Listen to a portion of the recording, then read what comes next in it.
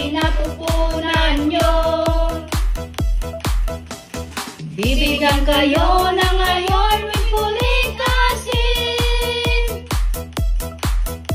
at calcium carbonate pagsapit ng 5 buwan.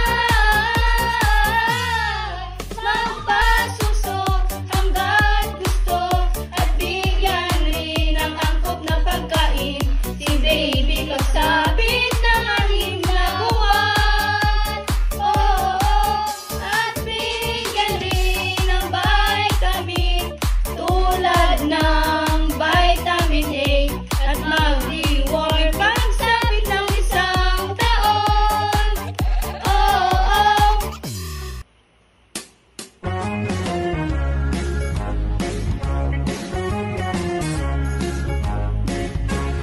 Nutrisyon ay kailangan upang humaba ang buhay. Kumain ng prutas at gulay upang sakit ay maiwasan.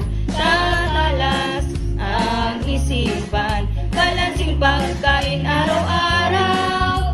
Sa pipan, sama-sama sa nutrisyong sapat para sa lahat.